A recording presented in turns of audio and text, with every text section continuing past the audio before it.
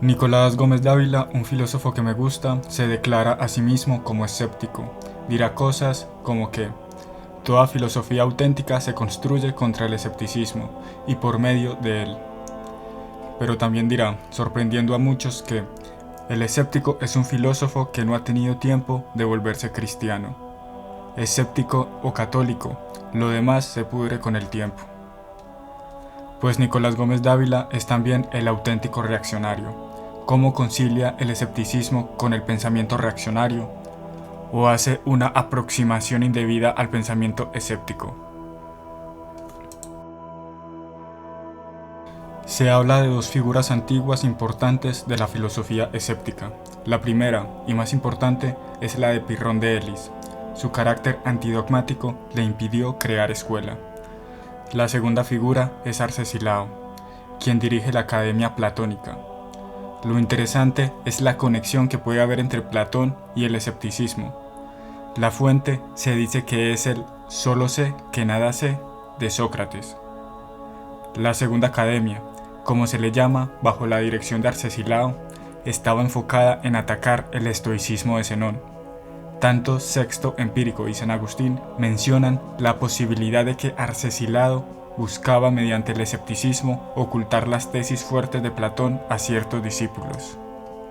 Así Diógenes Laercio describe el escepticismo. Inquisitiva en efecto, es esta filosofía por el inquirir siempre la verdad. Escéptica por el examinar siempre y jamás concluir en un descubrimiento. Duditativa por el sentimiento que acompaña la investigación. Me refiero a la suspensión del juicio, epogé. Aporética, porque no solo ellos, sino también los dogmáticos se encuentran en aporías. Más adelante haré énfasis en su carácter cetético, o mejor dicho, inquisitivo. El escéptico somete a examen toda tesis, pero no descansa en ninguna, y esto es lo que le falta a muchos autodefinidos escépticos, pues el escepticismo de algunos es unidireccional, se centra en rechazar ferozmente una postura para cuidar de la propia. Respecto a su faceta duditativa, se llega a creer que afirman tajantemente que no creen que exista la verdad. De aquí surge una crítica común. Sostener que no hay verdad es ya declarar una verdad. Pero esta crítica no ataca el verdadero fundamento del escéptico. Sexto Empírico, gran representante de la filosofía escéptica, ya había contemplado esta objeción. En efecto, el que dogmatiza establece como real el asunto sobre el que dice que dogmatiza, mientras que el escéptico no establece sus expresiones como si fueran totalmente reales, pues supone que del mismo modo que la expresión «todo es falso», dice que, junto con las otras cosas, también ella es falsa, e igualmente la expresión «nada es verdad». Así también la expresión «ninguna cosa es más». Dice que, junto con las otras cosas, tampoco ella es más, y por eso se autolimita a sí misma junto con las demás cosas. Y lo mismo decimos de las restantes expresiones escépticas. Pero si se indaga y se pone a prueba a los escépticos, se verá que levantan su filosofía también sobre algunas afirmaciones. Una de ellas es la que depende su postura ética, la búsqueda de la ataraxia mediante la suspensión del juicio. La suspensión del juicio, dice Sexto, es ese equilibrio de la mente por el que ni rechazamos ni ponemos nada, y la ataraxia es bienestar y serenidad de espíritu, ya que el que no se define sobre lo bueno o lo malo por naturaleza no evita ni persigue nada con exasperación, por lo cual mantiene la serenidad de espíritu. Y esta suspensión, dice, surge por la contraposición de las cosas, ya sea fenómenos a fenómenos, ya sea consideraciones teóricas a consideraciones teóricas, ya sean los unos a las otras. El equilibrio entre dos proposiciones evita a que se decante a alguna de ellas. Por tanto, se suspende el juicio. Se llega al equilibrio mediante los tropos. Los tropos son estrategias argumentativas que frustran las pretensiones dogmáticas. Se le podrá pedir al escéptico que también desarrolle una antítesis a la afirmación de mediante la suspensión del juicio se llega a la ataraxia. pero si tendría que responder por ellos, diría que se trata de un hecho experiencial. Sexto dice que surge como por azar, lo mismo que la sombra sigue al cuerpo. Otros hechos experienciales, como el sentir frío y hambre, no son objeto de duda para el escéptico. Sería un despropósito desconocer esas afecciones. Ante ellas, lo que el escéptico evita es establecer un juicio u opinión. De esta forma podrá ser turbado por la necesidad, como la sed, pero no por la opinión de que la sed es necesariamente mala. No dogmatizar es lo propio del escéptico. Si el carácter cetético o inquisitivo del escéptico es el de una constante investigación, el escéptico tendrá, por lo menos, que suponer que su constante búsqueda tiene un objeto, la verdad. Pero no parece ser el caso de Sexto Empírico, pues él dirá que el motivo de estudio es, como se ha dicho, el poder contraponer a cada proposición una proposición de igual validez. Cota, el personaje escéptico del libro La naturaleza de los dioses de Cicerón, dice que los hombres han hecho de la razón una herramienta para la mentira, el fraude y la maldad. Habría sido mejor que ésta no se le hubiera dado al género humano. La razón es versátil, capaz de argumentar lo que se proponga. Es un jarro con dos asas, que puede cogerse del lado derecho lo mismo que del izquierdo. Montaigne, máximo representante del escepticismo moderno, la define de esta forma: llamo yo razón a la posibilidad discursiva que cada uno se forja. De ella puede haber 100 contrarias sobre un mismo objeto, pues es un instrumento de plomo y cera, alargable, plegable y acomodable a todas las medidas y coyunturas, según la capacidad del que la maneja. En la política se evidencia la más desagradable cara de la razón. En las tribunas democráticas se escucha las posturas más dispares y las más bajas falacias para defenderlas. Ante el afán de vender utopías, varios escépticos, de hecho, los más importantes, se muestran ante esto bastante reaccionarios. Montaigne se pronuncia sobre los peligros de someter las constituciones y las costumbres públicas e inmóviles a la inestabilidad de una fantasía privada, y duda de los beneficios de cambiar una ley.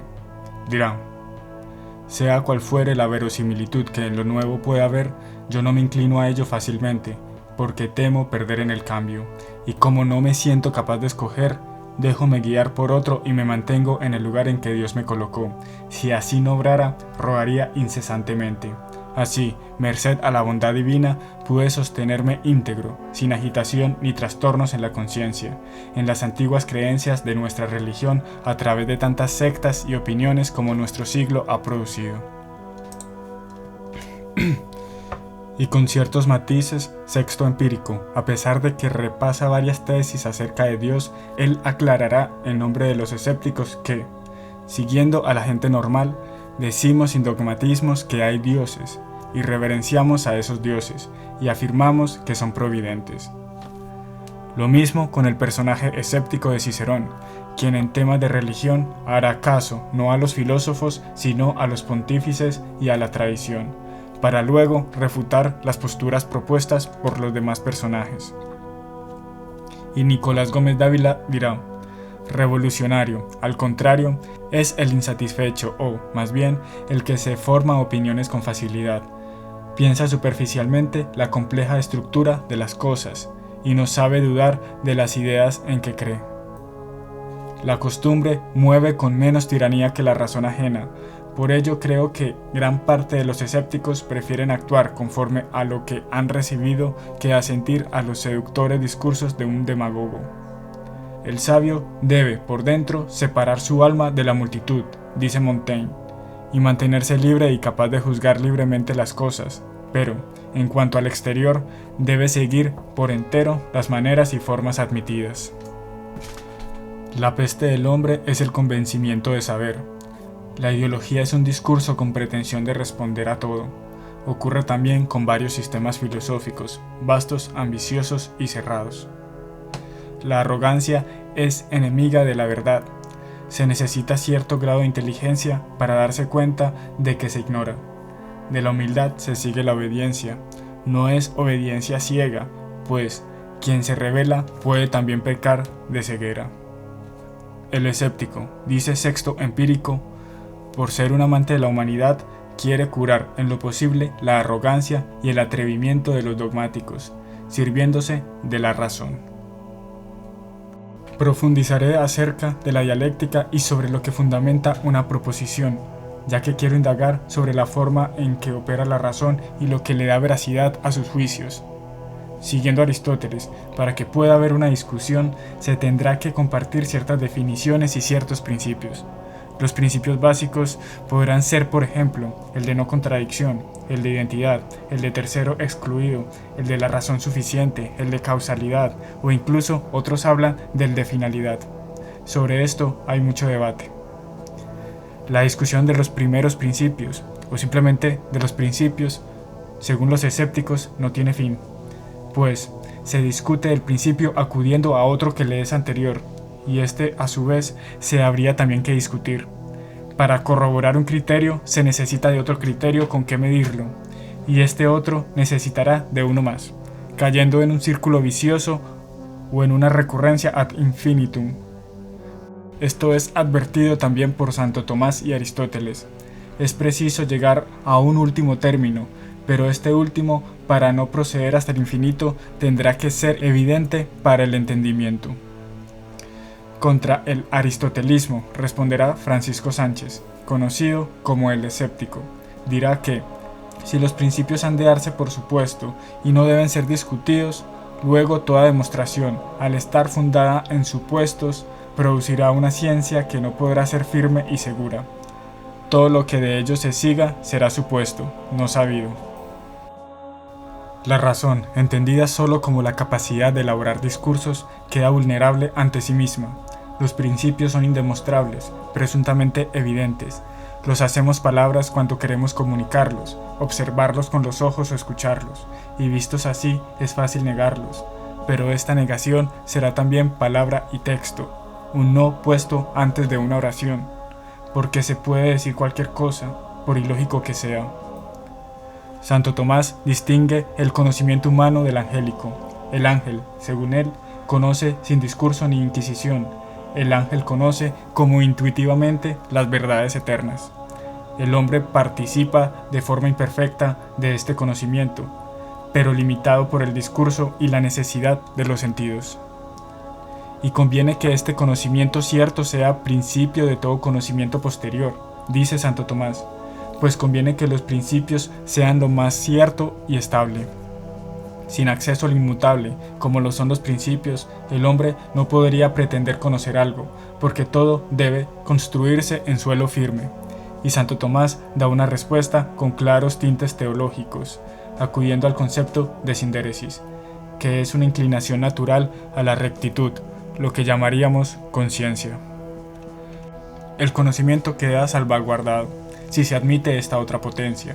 Santo Tomás la describe como otra acepción del entendimiento, con la que inteligimos las verdades eternas, y así se podrá seguir enfrentando a la razón contra ella misma, jugando con las palabras y el sentido, despotricando a las ideologías u otros discursos. En esto acompaño a los escépticos. Pero también me parece justo no negar la posibilidad de un conocimiento recibido y no creado, uno que se muestre directamente, como se le muestra el paisaje a los ojos. El escéptico no debería decir, la verdad es inaprensible, pues eso sería dogmático.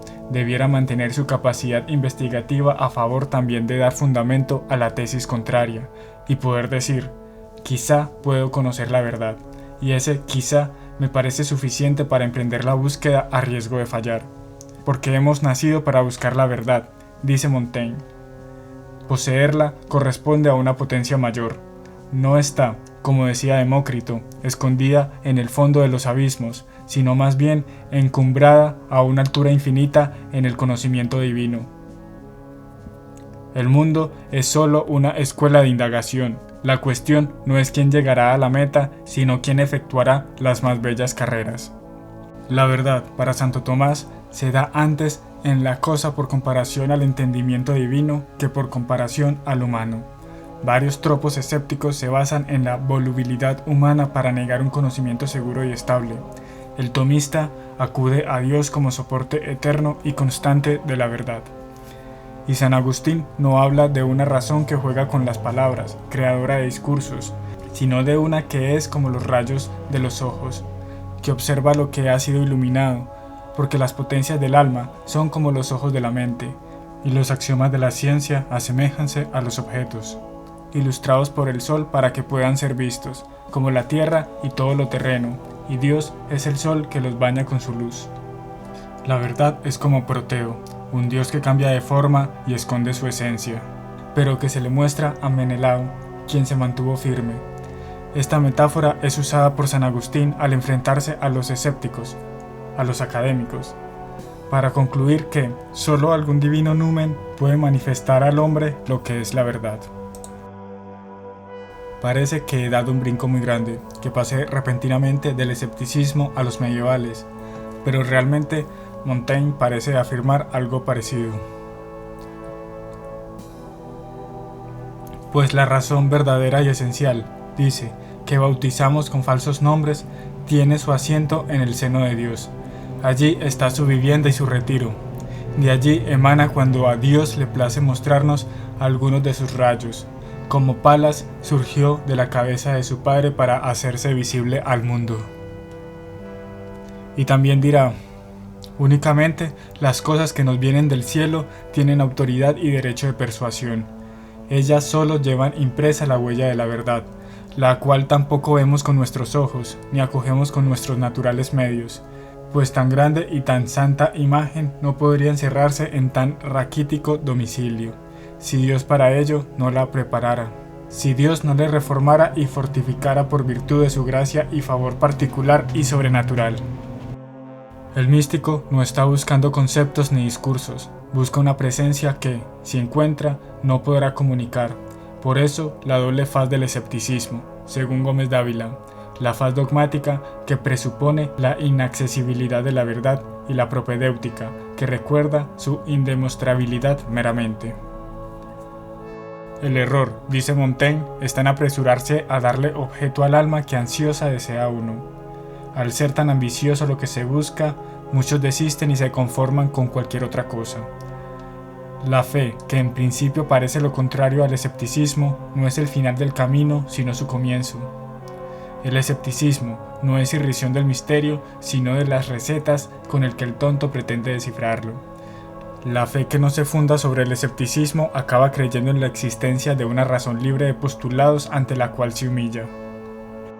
Hay que destrozarlo todo, acabar con toda construcción humana, dejar la mente vacía en una kenosis, no por el vacío mismo, pues no deseamos la nada sino el todo, pero no se puede recibir nada más si nuestras manos están ocupadas, por ello hay que soltar, demoler cada ídolo que se interponga. Para salvaguardarse de la putrefacción creciente, el hombre tendrá que lavar en escepticismo hasta los tuétanos del alma, pues solo el escepticismo estorba la incesante entronización de ídolos. San Juan de la Cruz compara la fe a una noche, en donde el alma va a oscuras. Así la luz de la fe, por su gran exceso, oprime y vence la del entendimiento.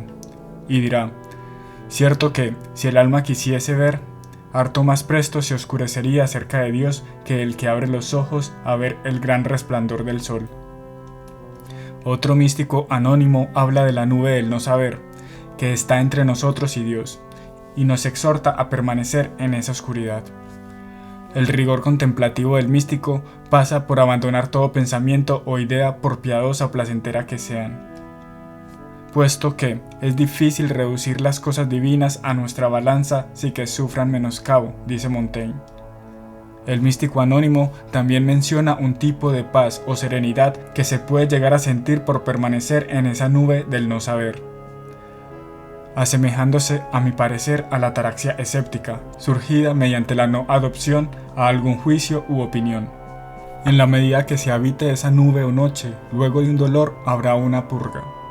Y si aquel que lo haga continúa con paciencia, será confortado y sentirá de nuevo confianza en su destino. Cuando en otras ocasiones comience a sentir un maravilloso fortalecimiento y unos deleites inefables de alegría y de bienestar, se preguntará si esta nada no es, después de todo, un paraíso celestial. Vendrá, por fin, un momento en que experimente tal paz y reposo en esa oscuridad que llegue a pensar que debe ser Dios mismo, pero aunque piense que esta nada es esto o lo otro, seguirá siendo siempre una nube del no saber entre él y su Dios. Y finalizo leyendo a Montaigne. ¿Qué es lo que la verdad pregona cuando lo pregona? Huir la mundana filosofía. Dícenos que nuestra sabiduría no es sino locura ante los ojos de Dios, que de todas las vanidades ninguna sobrepasa a la del hombre, que el que presume de su saber ni siquiera sabe en qué consiste el saber, y que el hombre, que no es nada, si piensa hacer alguna cosa, se seduce a sí mismo y se engaña. Estas sentencias del Espíritu Santo expresan tan claramente y de un modo tan vivo los principios que yo quiero mantener, que no necesitaría echar mano de ninguna otra prueba contra gentes que se rendirían con entera sumisión y obediencia a su autoridad. Mas estos de que aquí se trata se obstinan de ser azotados a sus propias expensas y no consienten en sufrir que se combata su razón de otro modo que con la razón misma.